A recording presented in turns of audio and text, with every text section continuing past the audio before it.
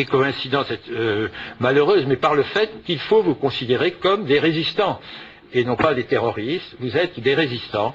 Le mot a un sens, et dans l'histoire de notre pays, le mot a des résonances, et tous, nous pouvons, les parlementaires en particulier tout à l'heure l'ont évoqué, nous pouvons voir de quoi il s'agit.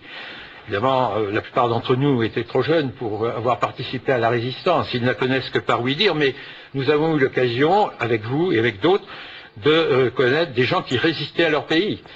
Je suis heureux de souligner qu'il y a déjà une délégation de l'Europe qui s'est rendue sur place et qui a rendu un avis sur lequel on peut tous tabler, on peut demander qu'on le suive. Cet avis, vous le savez, c'est la reconnaissance du statut de façon concrète et non pas verbale en l'air depuis New York ou depuis Bruxelles.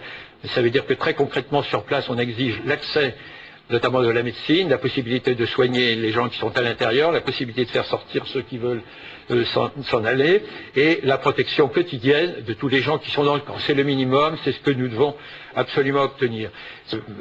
Mon ami Alain Néry le disait très bien tout à l'heure, le souhait de reconnaître maintenant le CNRI comme une véritable organisation résistante et comme la principale organisation résistante démocratique face au régime des mollahs est quelque chose dans lequel nous devons nous engager. Je crois, Madame la Présidente, que au nom en tout cas de ceux que je représente, mais de tous mes amis, je peux vous dire que nous vous reconnaissons comme la représentante de l'opposition démocratique à ce régime et que nous vous soutiendrons et que jusqu'à ce que vous vous trompiez, ce qui n'a pas été le cas jusqu'à présent, nous vous suivrons dans votre action.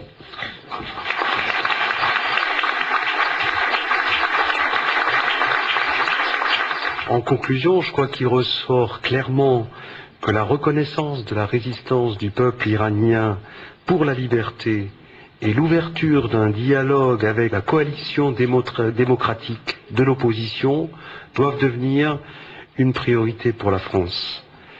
Il a aussi été clairement dit que l'urgence, cependant, était de protéger les résidents d'Ashraf pour empêcher que se reproduisent les crimes que nous dénonçons. Dans cette démarche, nous relevons l'initiative du Parlement européen et soutenons le plan qui a été proposé sous la présidence de l'eurodéputé Struan Stevenson. Dernier point, je crois que la radiation de l'OMPI de la liste terroriste de l'Union européenne en 2009 démontre que les parlementaires français qui ont osé s'engager s'appuient sur les valeurs de la République en faveur du droit, des libertés, et ont ainsi modestement participé à ces avancées importantes.